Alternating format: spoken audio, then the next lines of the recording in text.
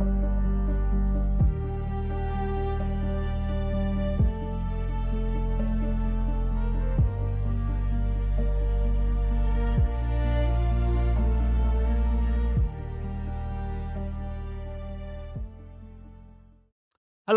and welcome back to Accidental Transcendental.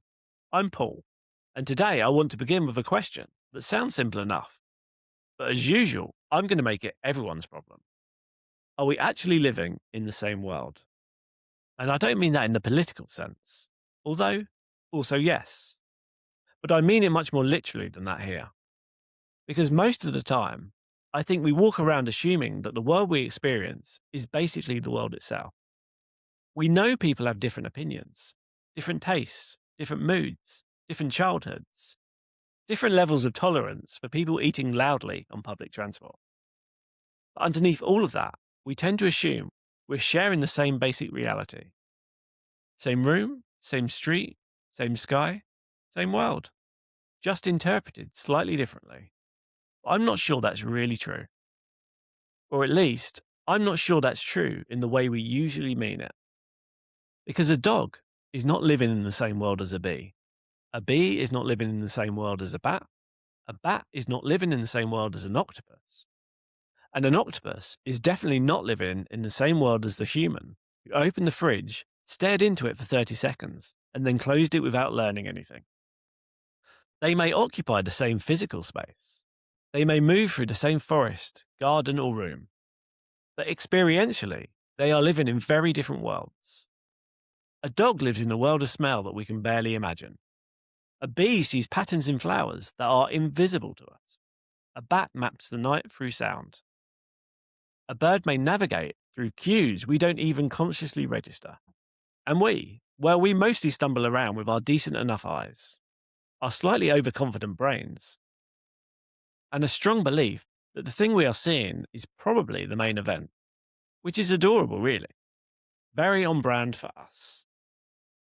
But once you really let this in, once you realize that every creature lives inside a world shaped by what it can sense, what it needs, and what its particular body can do, the obvious question becomes, why would humans be the exception? Why would our version of reality be the full one, the best one, the most important one? Why would this strange little human interface, this package of sight, sound, taste, touch, smell, and memory, wrapped in language, emotion, culture, and trauma, wrestling hormones, gut feelings, bad sleep, half-remembered dreams, and whatever else happens when someone says, we need to talk. Why would that be reality as it is? Maybe it isn't. Maybe what we call reality is already filtered, already compressed, already edited down into something usable, something playable, something this particular body-mind can survive. And that doesn't make it fake. That's important. A simple game is still a game. A blurry photograph is still a photograph. A child's drawing of their family may not be anatomically accurate, but it might still capture something truer than a passport photo. So this episode is not about dismissing human experience. It's almost the opposite.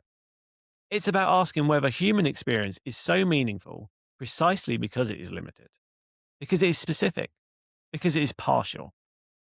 Because if we saw everything all at once, we probably couldn't be this person, this body, this life, this slightly confused but very enthusiastic little node of experience trying to remember what it came into the kitchen for. And humans are strange in this way, because compared with other creatures, we're not necessarily the best at any one thing. We don't smell like dogs. We don't echolocate like bats. We don't see ultraviolet patterns like bees. We don't fly by instinct, regenerate limbs, detect tiny vibrations through the ground, or change colour to match the wallpaper. Not usually anyway. But we are weirdly versatile. We adapt, we improvise. We copy, build tools, tell stories. We make symbols, wear masks, and perform roles. We become children, parents, friends, workers, artists, fools, philosophers, caretakers, neighbours, customers, enemies, lovers, and strangers. Sometimes all before lunch. We are not the highest resolution creature in every direction. We are more like a jack-of-all-trades interface. Not perfect, not complete, not specialized enough to dominate every sense world, but flexible enough to play in the middle. And maybe the middle experience matters. Maybe humanity's gift isn't that we see the most. Maybe it's that we can stand in between worlds. Partial enough to be limited, flexible enough to imagine beyond our limits, grounded enough to live here, strange enough to suspect that here is not all there is. Today I want to explore that, not as a final answer, not as a grand theory of everything, and definitely not me declaring myself some kind of tiny confused deity with Wi-Fi issues. Although to be fair, that's not the worst episode description I've ever thought up. But as a metaphor, a useful lens, a way of asking, what if human consciousness is not broken because it can't perceive everything? What if it is deliberately compressed? What if we are not experiencing reality directly, but a playable version of it? And what if being human is something like a low-resolution God? Not the whole picture, not the final build, but a small, flexible, strangely beautiful rendering of something much larger, trying to move through the world with just enough information to participate. So let's start there, with perception. Because before we can ask what reality is, we probably need to ask what our bodies are actually showing us. So let's begin with something that sounds obvious. We don't experience all of reality. Nobody does. Not dogs, not bees, not bats, not octopuses, and certainly not humans. The strange thing is that we often acknowledge this in theory, whilst behaving as though it isn't true in practice. We know that there are sounds we can't hear, colours we can't see, scents we can't detect, patterns we can't recognise, information passing through the world right now that our bodies simply aren't equipped to notice. And yet, somewhere deep down, we still tend to act as though the world we experience is basically the whole thing, or at least close enough, which is understandable, mostly. I mean, we're here. We've survived. We invented sandwiches. We landed on the moon. We've created spreadsheets. Arguably, two of those things were mistakes. But the point is, our perception clearly does something useful. The question is whether usefulness and completeness are actually the same thing. And I don't think they are, because if evolution had one job, it wasn't to reveal reality as it is. Its job was to keep us alive long enough to complain about the weather. That's a very different objective. Imagine you're walking through a forest. Do you need to know the exact molecular composition of every leaf, the position of every atom, the full electromagnetic activity occurring around you, the detailed neurological state of every bird in the area? Of course not. You need to know, can I eat that? Should I run from that? Can I climb that? Can I mate with that? Will that kill me? Not the deepest questions humanity's ever asked, but remarkably effective from an evolutionary perspective. So perhaps perception isn't trying to show us reality. Perhaps perception is trying to show us enough reality, enough to participate, enough to survive, to navigate, to play. And if that's true, then what we experience may be less like a window and more like what cognitive scientist Donald Hoffman refers to as a user interface. Not false, not deceptive, not imaginary, just selective. A simplified dashboard. A carefully reduced version of something far more complex happening underneath. Most of us don't know what our operating system is doing while we're using a computer. We don't need to. The interface exists precisely so we can interact with something too complicated to hold directly. You click the folder. You don't manipulate billions of microscopic electrical interactions, thankfully. Because I'd struggle to get this episode finished if I had to do that every time I saved a document. And maybe consciousness works in a similar way. Maybe sight, sound, touch, memory, language, emotion, and attention are not showing reality itself. Maybe they're showing us a workable summary, a useful compression, a species-shaped dashboard. And here's the part I find really interesting. Even if that were true, it wouldn't make our experience less meaningful. It might make it more meaningful, because compression creates focus. Limitations creates perspective. A story only works because it doesn't contain everything. A photograph only works because it crops most of the world out. A conversation only works because we speak to each other one sentence at a time. And a human life may only work because we are not carrying the full weight of reality all at once. Maybe what makes experience possible is precisely the fact that it is incomplete. Which raises another interesting question. If reality is already being filtered, already being rendered, already being compressed into a form we can work with, then are all humans receiving the same version? Or are there different ways of being human too? Because for me, that's when things start getting really interesting. So, are all humans actually rendering the same exact version of reality? Again, I don't think the answer is yes. At least not in a deeply meaningful sense. Because even within our own species, human experience varies far more than we often acknowledge. Some people vividly picture images, even dramatic scenes in their minds. Others can barely visualize anything at all. Some people privately converse with themselves extensively, while others completely lack an inner monologue. Some people hear music internally, others don't. Some people instinctively navigate by landmarks, others by language. Some seem deeply tuned to emotional undercurrents. Others are far more tuned to systems, structures, and patterns. Some people walk into a room and immediately notice the lighting. Others notice the people. Others notice neither because they're wondering whether penguins have knees. Which, for the record, they do, apparently. And then there are more obvious examples. People whose senses overlap in conditions like synesthesia. People who experience colours when they hear sounds. People who taste words. People whose perception of time seems to stretch, compress, or disappear. Or behave like it's operating under entirely different workplace policies. And perhaps most importantly, there are people whose experience of being human doesn't quite match what society assumes being human is supposed to feel like. Which brings me, inevitably, to neurodivergence. Now, I want to tread carefully here, because I don't think neurodivergence is a superpower. And for me, there's certainly been a hidden cost. The densest moments prickle uncomfortably. Conversations overlap and battle for attention. Overwhelm often visits. Exhaustion comes knocking. But despite all that, I don't think it's a defect either. I think it's a difference. A meaningful one. A consequential one. But still a difference. A different rendering profile. A different allocation of bandwidth. More resolution in some places, less resolution in others. Different strengths, different costs. Different trade-offs. And trade-offs are important. Because every lens reveals something. And every lens hides something. For me, one of the most significant experiences of adulthood was realizing that I had spent a large portion of my life trying to operate as a more compressed version of myself. Not because anyone sat me down and told me to, not consciously, but because we all adapt. We learn what is rewarded, what is tolerated, what is expected, what keeps things moving smoothly.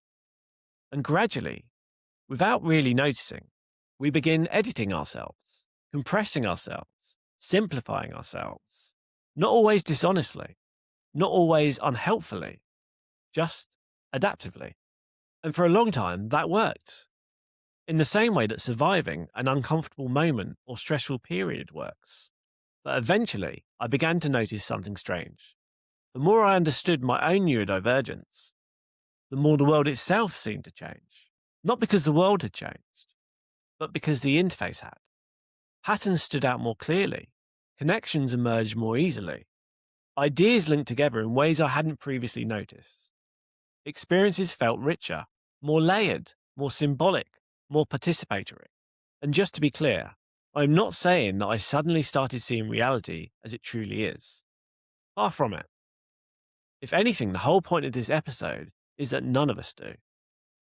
What changed wasn't that I gained access to the truth. What changed was that I became more aware of the lens that I was peering through. More aware of the rendering. More aware that my experience of reality was not really reality itself. And strangely enough, That doesn't make me feel less connected to people. It actually makes me feel more connected. Because once you realize that your own interface is partial, it's much easier to imagine that everyone else's is partial too. Different, valid, limited, useful, incomplete, just like yours. And I think that's one of the gifts hidden inside this whole conversation. Not certainty, humility. Because if there are many ways of being human, then perhaps the goal isn't to discover which one is correct. Perhaps the goal is to become curious about what each one can notice, what each one reveals, and what each one might be missing. Which is where things start getting particularly interesting again. Because if human perception varies this much already, what happens when we start changing the resolution itself? Now, when I first started thinking about this idea, I found myself reaching for a slightly ridiculous metaphor, which is usually a good sign. Because the slightly ridiculous metaphors tend to be the ones that survive. For me, it was video games. Now, if you're not a gamer, don't worry, this isn't about gaming. It's about resolution.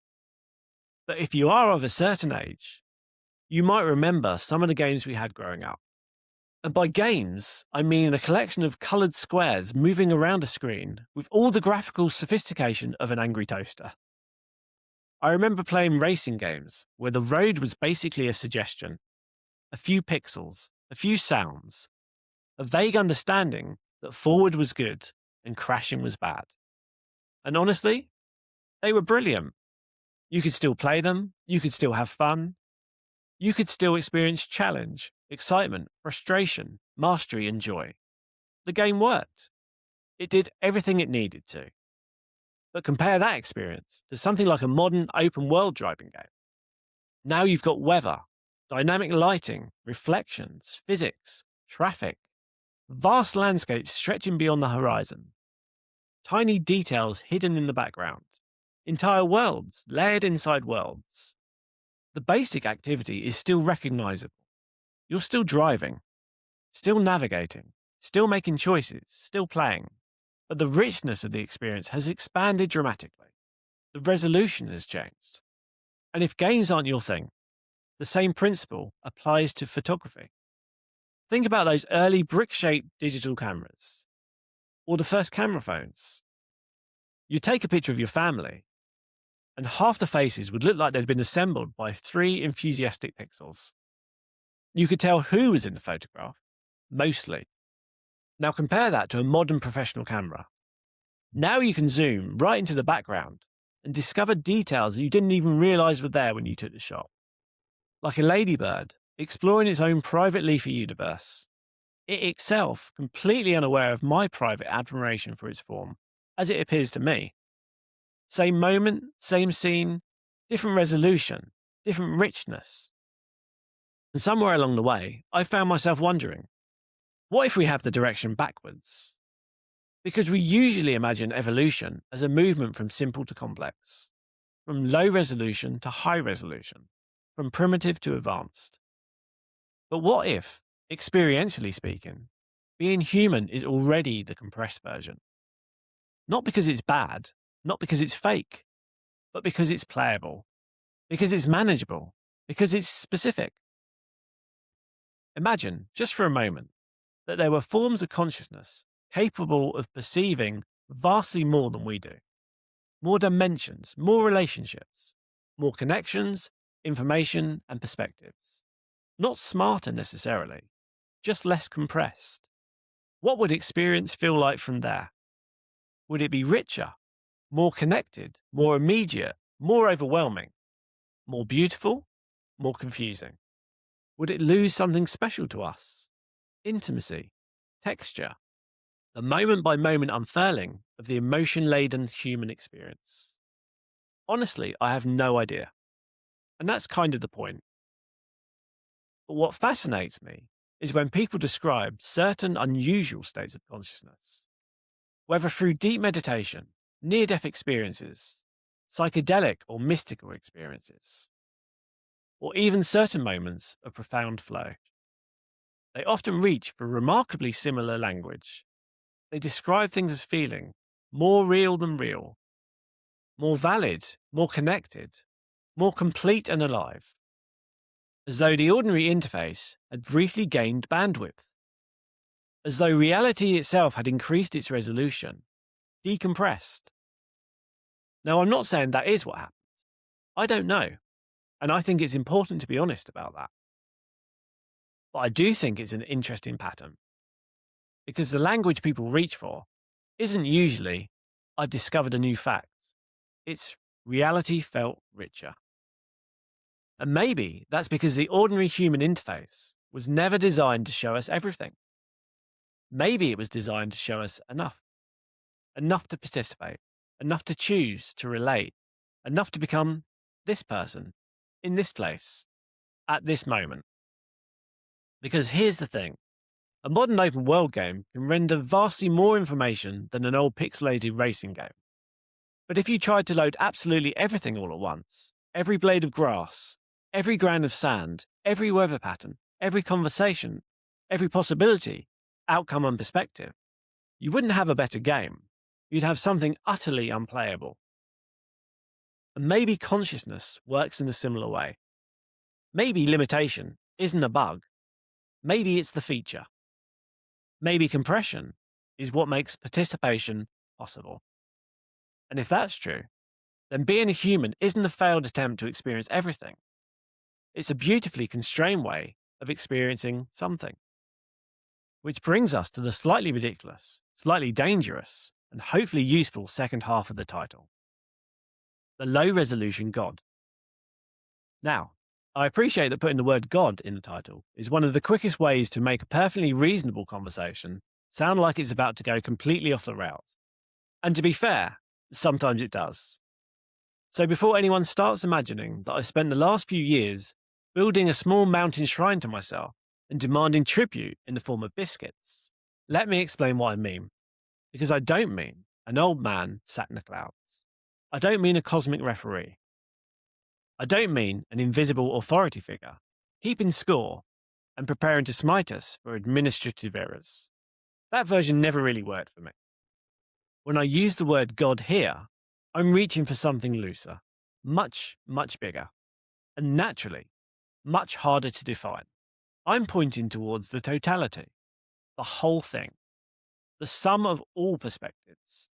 Every human life, every animal experience, every sensation, every joy, every grief, every communication at every scale, every ecosystem, every galaxy, every possible way that reality might experience itself. And almost certainly, everything I've completely failed to imagine on top of all of that. Not a person somewhere else, not a being sitting outside reality, more like the total field of experience in itself. Not just one perspective, but the whole conversation. Now, again, whether that's ultimately true or not, I don't know. And honestly, that's not really the point. Because for me, this works best as a metaphor. A way of looking at things, a lens. And what I find useful about that lens is what it does to the human position. Because if something like that totality does exist, then none of us are separate from it. But neither are we the whole thing. We're local, specific, partial, tiny streams of awareness flowing through something much, much larger. And suddenly, the phrase low-resolution God starts feeling slightly less absurd. Not because we become all-powerful, quite the opposite.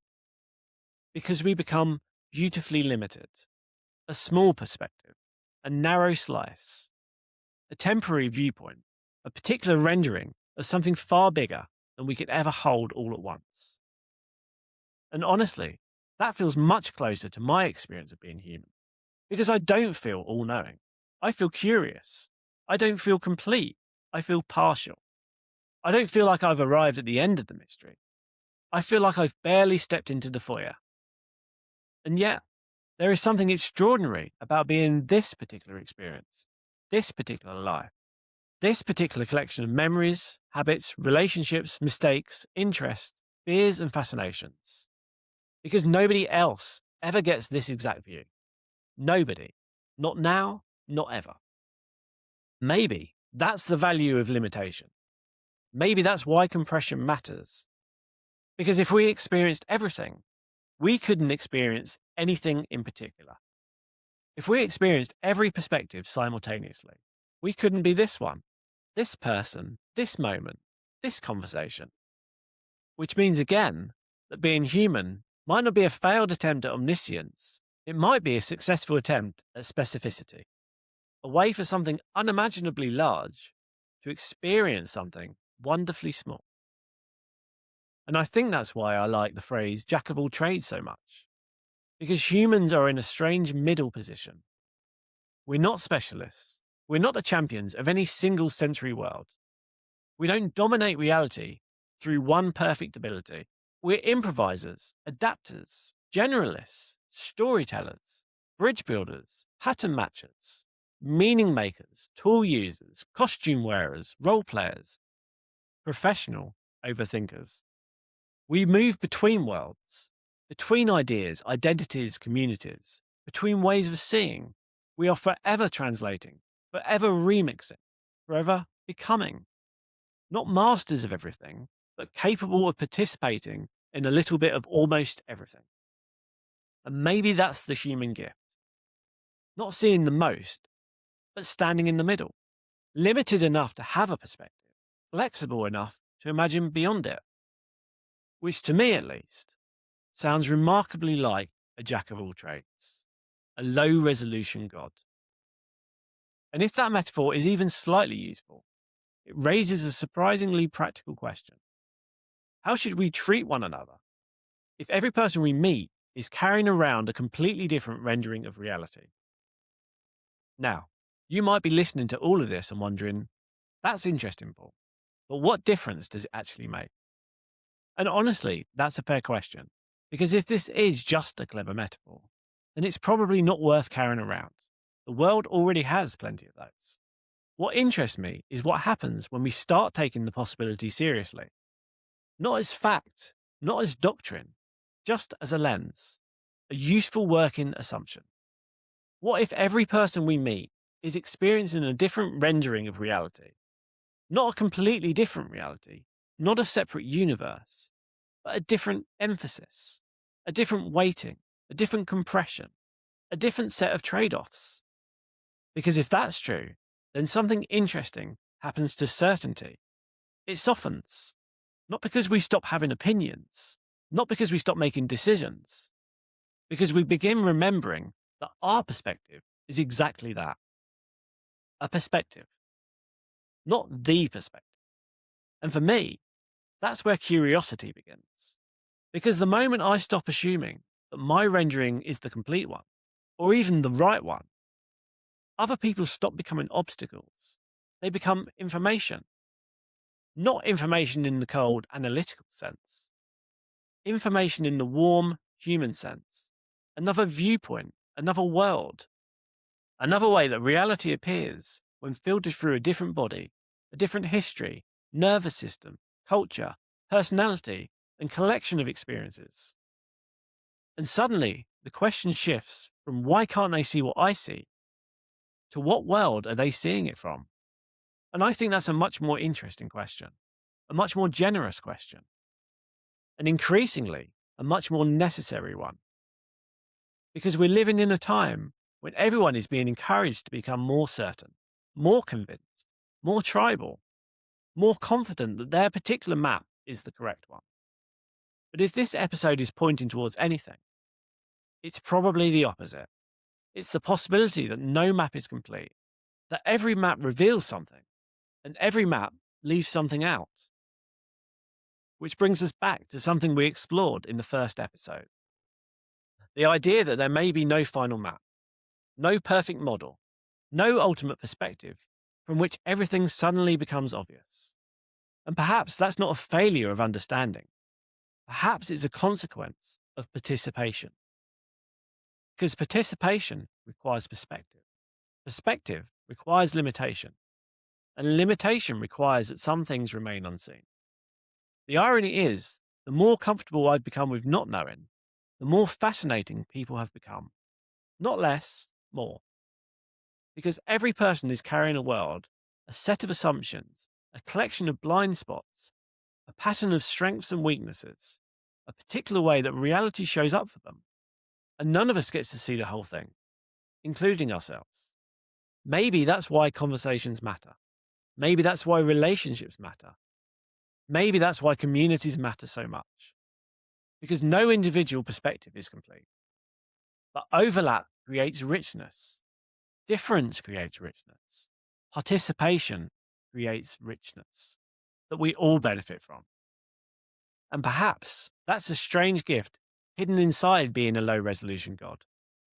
Not omniscience, not certainty, not control, perspective, a specific view, a unique angle, a once in a lifetime opportunity to experience reality from exactly here. Not despite the limitations, because of them. So, maybe the goal isn't to see everything. Maybe the goal isn't to transcend the human experience altogether. Maybe it isn't even to reach some final understanding of reality. Maybe the goal is to simply participate well. To notice what this particular lens can notice. To learn what it can learn. To love what it can love. Offer what it can offer. Because what I've come to realize throughout my walk is that what's missing from my experience is everything but my experience. And strangely enough, that no longer feels like a limitation. It feels like an invitation to stay curious, to stay humble, to keep exploring. And to remember that every person we meet is walking through a world that looks just a little bit different from our own. And perhaps that's more than enough mystery for one episode. Thank you for joining me for it. I've been Paul. This has been Accidental Transcendental. Stay curious, stay humble, and never stop asking why. See you next time.